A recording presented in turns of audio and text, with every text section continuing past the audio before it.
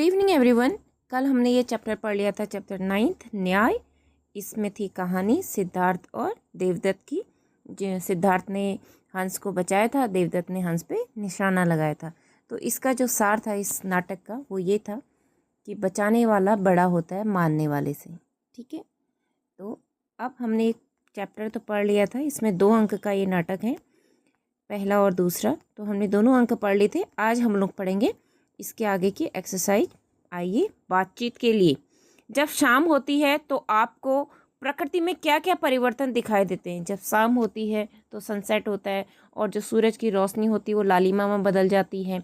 चिड़ियाँ अपने अपने झुंडों में अपने अपने घोंसलों की ओर आती हैं और जितने भी हमारे पालतू पशु होते हैं, अगर हम उनको कहीं चरने के लिए दूर छोड़ देते हैं, वो भी अपने घर लौट के आ जाते हैं।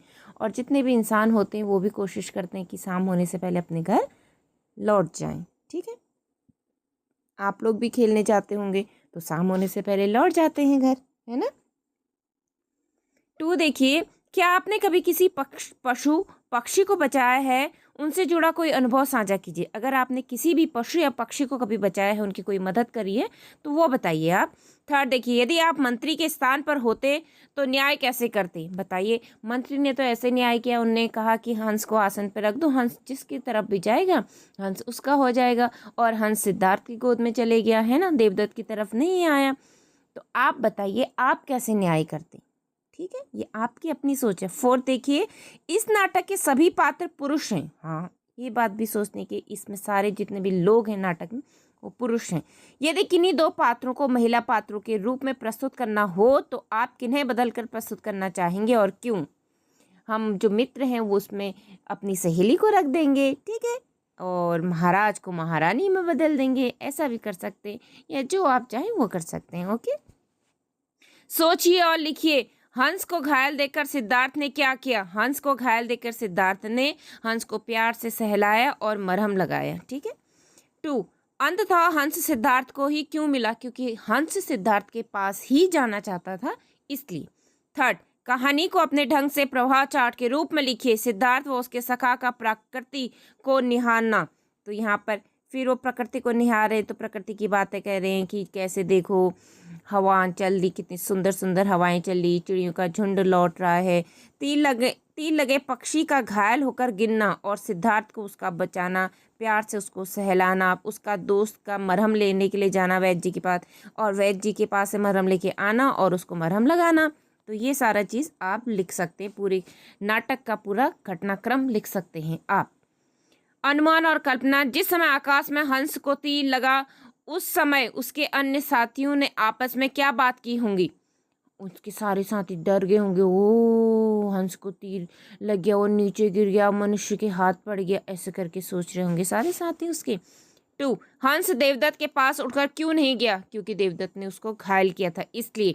3 राजा सुद्धोधन ने निर्णय के बाद सिद्धार्थ से क्या कहा होगा? शाबाश बेटे, आपने हंस को बचाया, ऐसा कहा होगा।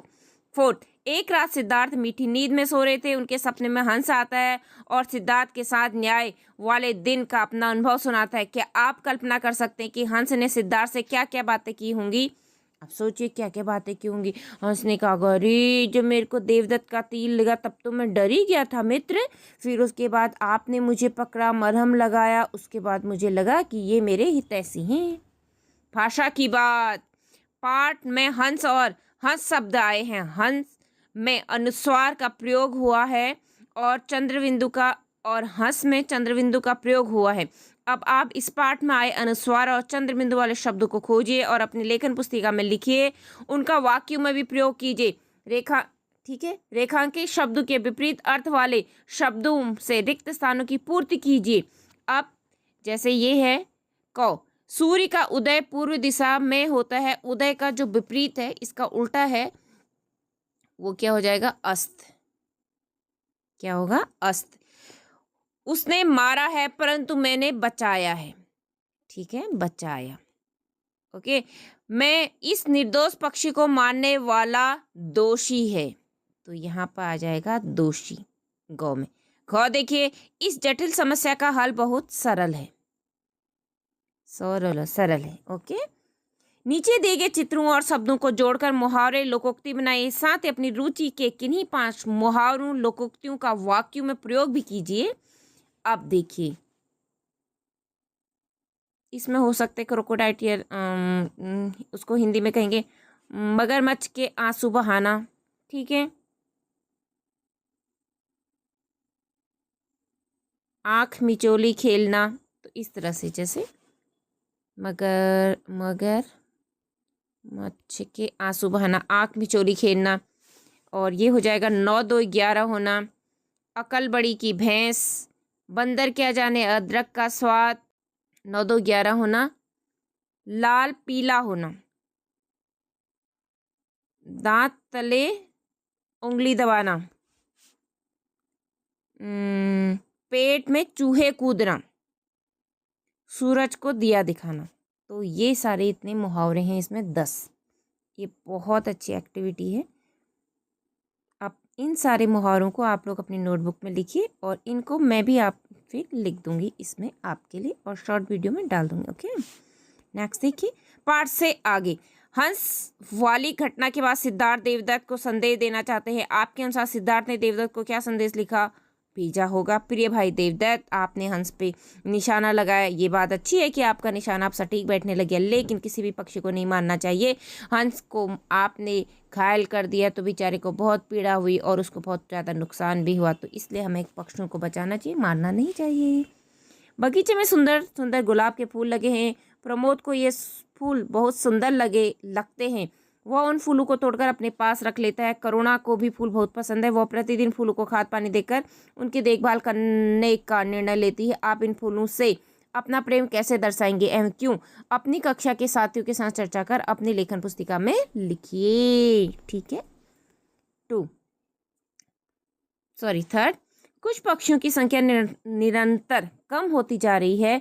कई पक्षी तो ऐसे हैं जो विलुप्त होने की स्थिति में आ गए हैं। उदाहरण के लिए गौरैया। चित्रों के माध्यम से नीचे दिए गए कुछ संकेत दिए गए हैं पक्षियों के दिन प्रतिदिन कम होती संख्या के लिए उत्तरदायी हैं। चित्रों को देखकर अपने सहपाठियों के साथ इन कारणों पर चर्चा कीजिए। यह भी पता लगाइए कि हम इन पक्षियों के बचाव और उनकी संख्या में वृद्धि के लिए कैसे योगदान दे सकते हैं। अब देखिए, जैसे हम लोग पतंग उड़ाते हैं या तारों के जाल बिछे हैं आसमान में, या तो उससे भी पक्षियों को नुकसान होता है। और पोल्यूशन से तो नुकसान हो ही रहा है। हम पेड़ों को काट रहे तो पक्षी कहाँ रहेंगे बेचारे। और जो टावर्स लगाए गए हैं ऊंचे ऊंचे, उससे रेडिएशन होता है, उससे भी पक्षी बेचारे परेशान हैं। तो ये बहुत सारे चीज़ें हैं जिससे पक्षियों की जो संख्या है वो कम हो रही है। पुस्तकालय एवं अन्य स्रोत। अपने सहपाठियों के साथ पुस्तकालय में जाएं और गौतम बुद्ध से संबंधित जातक कथाओं को पढ़िए। ठीक है। राजा विक्रमादित्य भी अपने न्याय के लिए प्रसिद्ध थे। राजा विक्रमादित्य के न्याय से जुड़ी कथाओं को पुस्तकालय सहायक एवं सहपाठी की सहायता से ढूंढिए और उन्हें पढ़कर आपस में इन कथाओं पर बातचीत कीजिए। आपके घर अथवा आसपास ऐसे कौन से व्यक्ति हैं जिनके पास लोग अपनी समस्याओं को सुलझाने हेतु सहायता के लिए जाते हैं? उनके बारे में अभिभावकों से पूछिए और कक्षा में साझा कीजिए। मैं भी सिद्धार्थ। नीचे कुछ चित्र दिए गए हैं जो सहायता, समझदारी, करुणा से संबंधित है। कक्षा में अपने समूह में इन पर संवाद कीजिए एवं किसी एक चित्र पर कुछ पंक्तियां लिखिए। जैसे चिड़ियों के लिए यहाँ पे पानी रखा है, इस पे लिख सकते हैं। कोई ट्रैफिक लाइट में है, ये देखिए बच्चे एक बुजुर्ग आदमी को पार करा रहे हैं जेब्रा क्रॉसिंग से। देन ये पेयजल का यहाँ पर स्थान है, इसको ये लोग क्लीन कर रहे हैं। ओके, और ये यहाँ पे अपने पशुओं को चारा खिला रही हैं, देखभाल कर रही हैं। ठीक है। अब इनमें से आप कोई भी एक टॉपिक पे थोड़ा बहुत लिखें और बताएं। अब 2 देखिए, नाटक के प्रथम दृश्य में सिद्धार्थ और उनका सखा राज उद्यान के सौंदर्य का देख सुनकर आनंद ले रहे। यदि उनका कोई सखा देखने सुनने में असमर्थ हो तो सिद्धार्थ उसे इस आनंद का अनुभव कैसे करवा सकते? कक्षा में चर्चा कीजिए। ऐसे हाथ फेर के वो फूलों के ऊपर उनको पता चलेगा कि फूल हैं कोमल कोमल। ठीक है, इस तरह से पता कर सकते हैं। मेरा पक्षी। अपने अभिभावक एवं शिक्षक की सहायता से निम्न चित्रों को देखते हुए अपने लिए कागज का एक पक्षी बनाइए। पहले ऐसे हमने स्क्वायर पीस लेना है, देन उसको फोल्ड कर देना भी से, देन ये ट्रायंगल हो जाएगा। ओके, ट्रायंगल हो जाएगा। देन फिर हमने ये करना है, फिर ये स्टेप बाय स्टेप आपने ये सब करना है। ओके, आप ये चैप्टर होता है हमारा यहीं पे complete. Thank you for watching all of you. और ये बर्ड बनाने वाला भी मैं शॉर्ट वीडियो में अपलोड कर दूँगी। ओके, और क्वेश्चन एंड आंसर भी एंड मुहावरे भी। ओके, तो मिलते हैं नेक्स्ट वीडियो में, तब तक के लिए आप लोग पढ़ते रहिए। जय हिंद, बाय।